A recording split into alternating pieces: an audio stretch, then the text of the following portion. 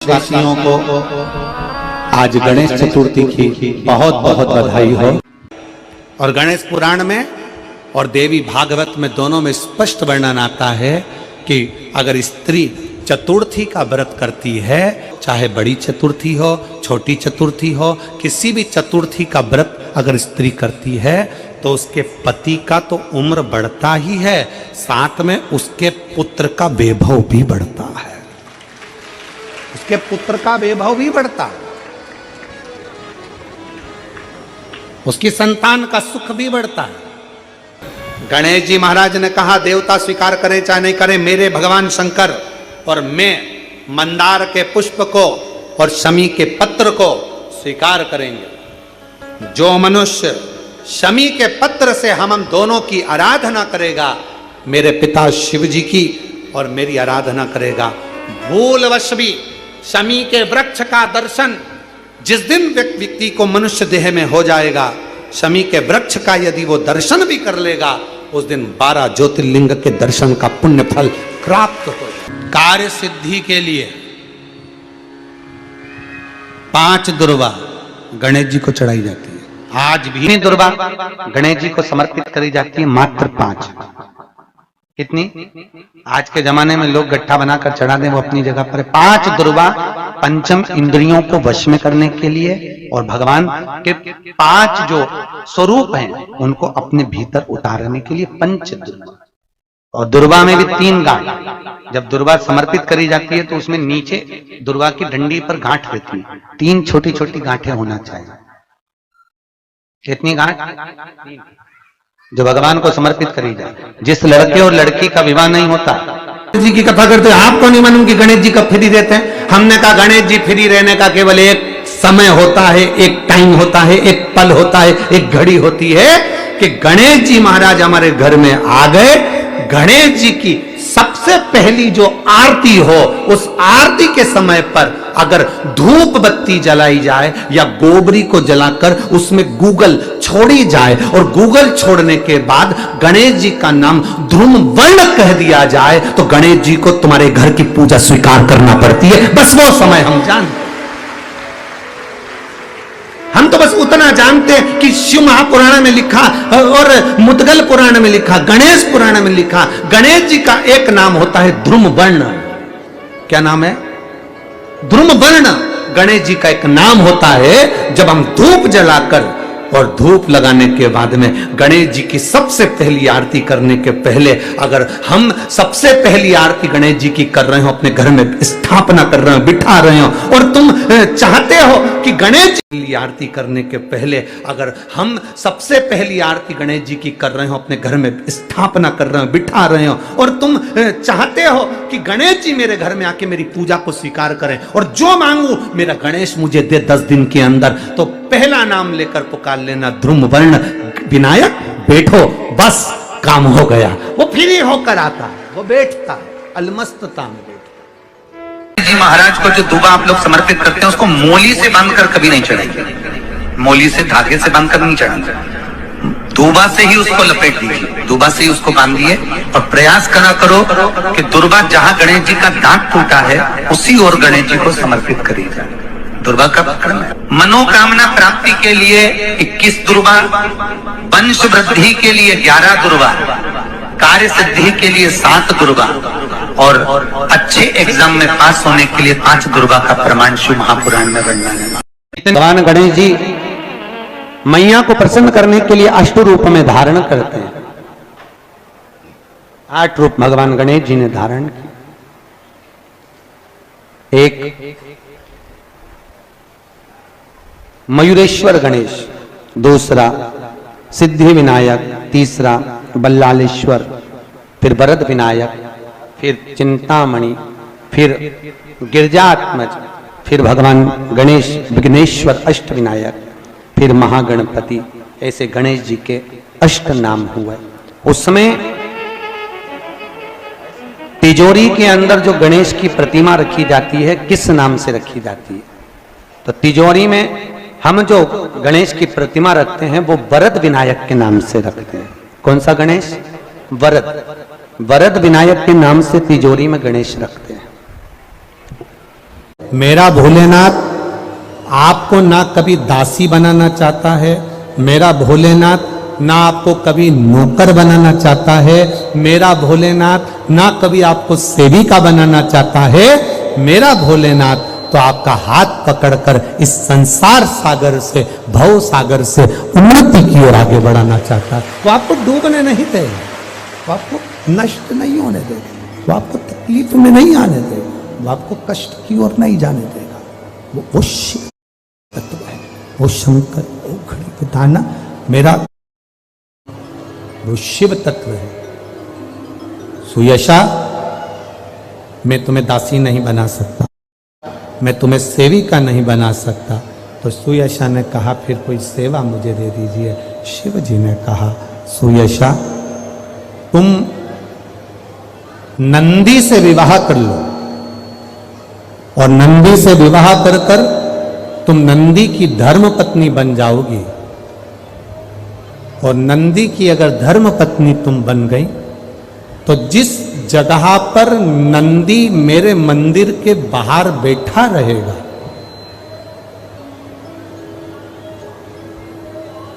नंदी जिस जगह पर मेरे मंदिर के बाहर बैठा रहेगा, सुयशा उसके कर्णों में, कर्णों के करीब में तू स्वयं विराजमान रहेगी।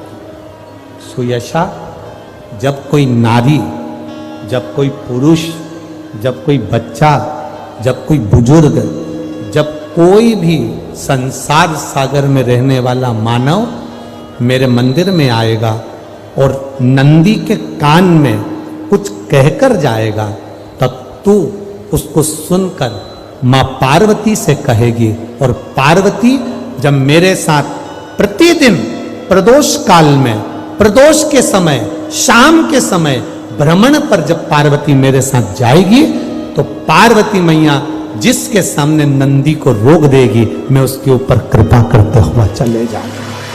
ये हमारा भाव शिव महापुराण की कथा वर्णन कर रही है। ये हमारा भाव भगवान देवाधिदेव महादेव का चरित्र वर्णन कर रहा है, ये शिव तत्व वर्णन कर रहा है। कितने लोग हैं जो भगवान नंदी के कानों में कुछ कहकर आते हैं? बोले हो कभी? सीधे बोल देते हो क्या जाकर? नंदी के कानों में कहने का भी एक तरीका है। आप लोगों को मालूम होगा वो तरीका? नहीं मालूम? ये बेलपत्री की जो डंडी रहती है ना, बीच का जो भाग है, ध्यान दिए ना जगह सा, ये बीच की जो डंडी है, फिर से देखिए, बेलपत्री के 2 पत्ते और उसके पास में जो बीच की जो डंडी का भाग है, दिख रहा है आप लोगों को? ये 2 डंडी, ये बीच की 2 पत्ती और उसके बीच में जो 2 डंडी का भाग होता है। जब हम देवाधिदेव महादेव से कोई बात कहने वाले होते हैं ना कि बाबा बहुत दुखी हूँ, बाबा बहुत तकलीफ चल रही है, बाबा मैंने एक कंपटीशन एग्जाम में परीक्षा दी है, बाबा मेरे जीवन में ये तकलीफ हो रही है बाबा, तब इस बेलपत्री की जो ये डंडी होती है, इस उंगली से, इस अंगुष्ठ से इस डंडी को पकड़ा जाता है और बाबा के कर्ण में कहने से पहले ये हाथ को नंदी के ऊपर रखकर फिर हम बाबा के नंदी के कानों में कहते हैं और चलते समय इस बेलपत्र को अशोक सुंदरी की जगह पर चढ़ाकर वापिस सजाते हैं। देवाधिदेव महादेव को पार्वती की बात मानना ही पड़ती है और वो कहना ही पड़ता है। ये बेलपत्र की महत्व है। ये जितना फल एक बेलपत्र की पत्ती में, उतना की उतना फल हम आपसे फिर कहेंगे। कभी मौका मिल जाए जिंदगी में, कभी तुम्हारे जीवन में अगर मौका मिले और कहीं बेलपत्री का वृक्ष मिल जाए जिसकी छांव तुम्हारे ऊपर पड़ रही हो, तुम्हारे ऊपर अगर बेलपत्री की छांव पड़ रही हो, उसके नीचे बैठकर कभी मौका मिले, एक बेलपत्री का पत्ता मात्र रखकर आप शिव जी का नाम लेकर जल भी अगर समर्पित कर रहे हो ना, तो वो 12 ज्योतिर्लिंग को जल चढ़ाने के बराबर फल प्रदान कर।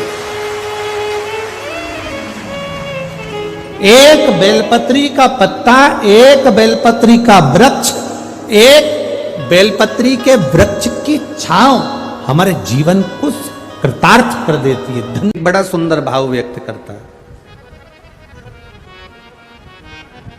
हमने पहले भी कथा में कहा, रायपुर की कथा में भी कहा और भाटापारा में भी कहा था, विषम परिस्थिति में किसी के हाथ जोड़ने से अच्छा है, किसी के पास जाकर बैठकर रोने से अच्छा है, देवादिदेव महादेव के मंदिर में एक लोटा जल धीरे धीरे एक बेलपत्री समर्पित कर कर, बेलपत्री की जो डंडी है बस शिवलिंग पर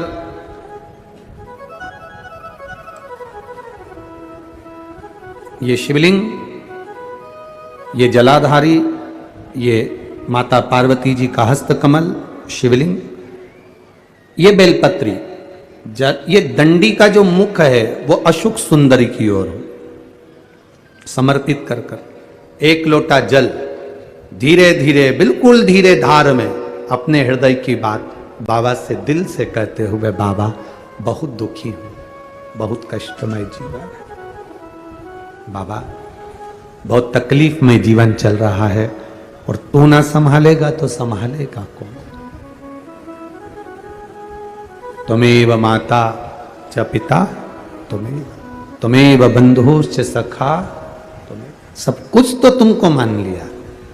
जब से शिव महापुराण की कथा सुन रही हूं तब से मैंने किसी को नहीं, केवल आपको पिता माना है, आपको भाई माना है, आपको सखा माना है, आपको अपना माना, आपको दादा माना, आपको मैंने नाना माना। आप ही तो हैं जो संभाल सकते हैं। शिव बाबा से एक लोटा जल अगर समर्पित कर रहे हैं धीरे धीरे, कभी तुम्हारे चित्त में ऐसा आए कि मुझे बहुत टेंशन चल रहा है और मेरा जीवन ठीक नहीं चल रहा, हम कहेंगे, आज के जमाने में लोग हताश हो जाते हैं तो सोचते हैं कि सुसाइड कर लूं, मर जाऊं।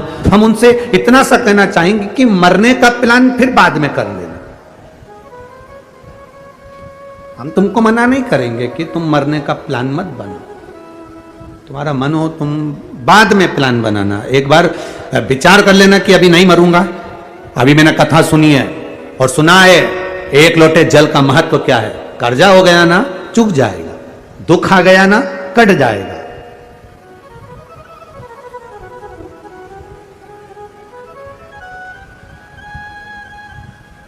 कर्जा भी हो गया तो कटेगा, मिटेगा। मरना उसका कोई एक प्लान नहीं है कि कर्जा तुम मर जाओगे तो कर्जा तुम्हारा चुक जाएगा। ना ना ना ना, कर्जा हो गया ना चुकाएगा बाबा। तुम्हारा विश्वास दृढ़ रखो, अपने भजन के बल को बढ़ाओ, शिव मंदिर में जाने का समय का आनंद पाओ, शंकर जी पे एक लोटा जल चढ़ाओ तो दिल से चढ़ाओ, राम नाम कृष्ण नाम शिव नाम जो जप रहे हो उसको दिल से जपो, भगवान की भक्ति दिल से करो। आया हुआ समय, आया हुआ दुख कटेगा, थोड़ा समय लगेगा, धीरे धीरे धीरे धीरे वो कट जाएगा। वो बर्तन होता है ना बहुत काला हो जाता है तो उसको माताएं रगड़ती है, वो साफ नहीं होता तो फिर क्या करते हैं उस बर्तन को? अगर बर्तन साफ नहीं हो ना तो फिर उसको क्या करते हैं? उसमें छाछ भर देती है, दही भर देती है, नींबू लगाकर छोड़ देती है, खट्टी चीज से वो साफ हो जाएगा। तो थोड़ा अगर समय लग रहा है और लगे कि तुमको कि ये ठीक नहीं हो रहा तो समझ लेना कि भगवान ने भी कोई छाछ भर दी होगी। भगवान सुन क्यों नहीं रहा? भगवान ने भी कोई दही भर दिया होगा। ये समर क्यों नहीं रहा? ये ठीक समय आ क्यों नहीं रहा? आएगा। थोड़ा बाबा पर भरोसा रखो, विश्वास रखो, सारी समस्या का हल एक लोटा आप बाबा को समर्पित करो। बोल बम का नारा है, बाबा एक। और पानी बहुत तेज आ रहा था, संत की कुटिया में आ गए। संत की कुटिया में जैसे चोर आए, आते से चोर ने संत की कुटिया में आते से संत ने पूछ लिया, कौन हो तुम? कौन हो? चोर ने कहा, मैं चोर हूं, मेरे पास चोरी का सामान है। संत ने कहा, चलो बाहर निकलो, हमारे आश्रम में रहोगे? चोरी कर आ रहे हो, चोरी का सामान लेकर आ रहे हो, चलो निकलो यहां से बाहर। और संत ने उसको धक्का देकर बाहर निकाला। पानी बहुत तेज आ रहा था, उस जलवृष्टि में वो गीला हो रहा था, कांप रहा था, ठंड सी लग रही थी उसको। पानी में गीला हो रहा है, कांप रहा है, दांतोड़ी बज रही है, उसके दांतों में से आवाज आ रही है। संत अंदर आ गए, दरवाजा बंद कर लिया। अंदर आकर संत माला लेकर बैठ गए, साधु माला लेकर बैठ गए, तपस्वी माला लेकर बैठ गए, सन्यासी माला लेकर बैठ गए। इतने में आकाशवाणी हो गई और आकाशवाणी होकर कहा, अरे ओ संत, तुझे तो आज मालूम पड़ा कि ये चोर है, मुझे तो माता के गर्भ में था तब मालूम था कि ये चोर बनेगा। मैंने फिर भी जन्म दिया और माता के गर्भ से उसको प्रविष्ट करा, तो तू अपनी कुटिया से क्यों बाहर निकाल रहा है? मुझे तो पहले से मालूम है, माता के गर्भ से बच्चे की जब नाल कटती है, बच्चा जब जन्म लेता है, माता के गर्भ से जब बालक जन्म लेता है, बालिका जब जन्म लेती है, माता के गर्भ से जब बच्चा जन्म लेता है, नाल कटते से उसका भाग्य लिख दिया जाता है कि ये क्या बनेगा, क्या करेगा, मृत्यु लोक में जाकर कितना इसको भजन करना है, कितना दान करना है, कितना पुण्य करना है, कितना सत्कर्म करना है, कितना नाम जाप करना है, कितना मंत्र जाप करना है, कितनी निंदा करना है, कितनी चुगली करना है, कितनी बुराई करना है, उसके लेख पर लिख दिया जाता है कि इसको इस समय पर इतनी बुराई करना ही पड़ेगी, इसको इस समय पर इतना भजन करना ही पड़ेगा।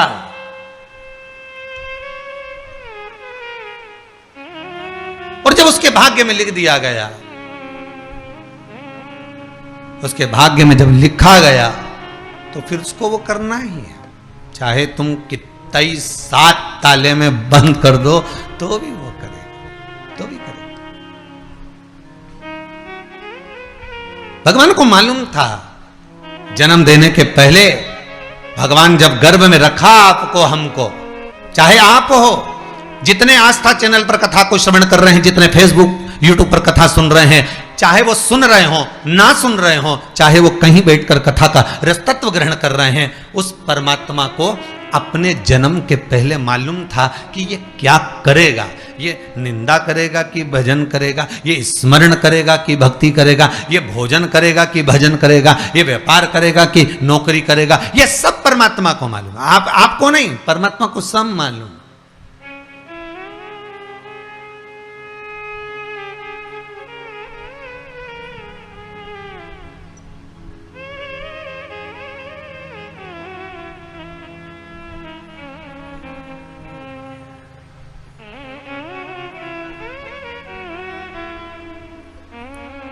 यशोदा जी की गोद में भगवान कृष्ण को जब देखा गया, यशोदा जी की गोद में जब लाला को देखा गया, महाकाल राजा ने, मेरे भगवान भूत अधिपति भूतेश्वर मेरे शिव ने कहा कि इसके मस्तक पर काल मंडरा रहा है, इसके मस्तक पर काल मंडरा रहा है, ये कह दिया।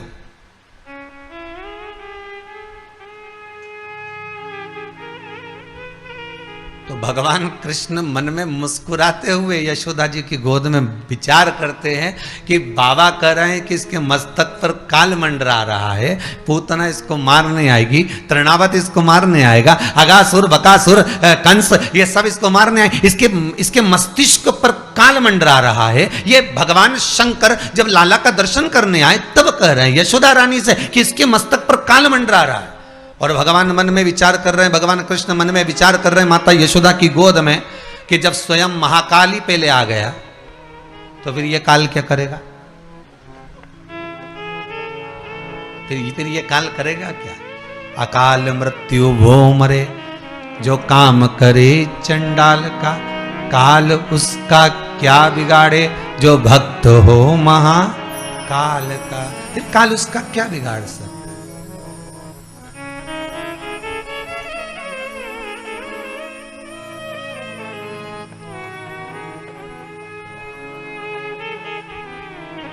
तो बिगाड़े तो बिगाड़े क्या?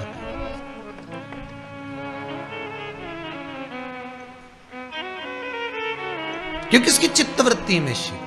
भगवान को मालूम है आप कितना भजन करेंगे, भगवान को मालूम है आप कितना स्मरण करेंगे, भगवान को मालूम है आप कितना मंत्र जाप जपेंगे, भगवान को मालूम है आप कितना नाम जाप जपेंगे, भगवान को मालूम है आप कितना कीर्तन करेंगे, भगवान को मालूम है आप कितना स्मरण करेंगे। भगवान को एक एक चीज का स्मरण है कि आपकी भक्ति कैसे होगी, आपका स्मरण कैसे होगा, आपका मंत्र जाप कैसे होगा, आपका नाम जाप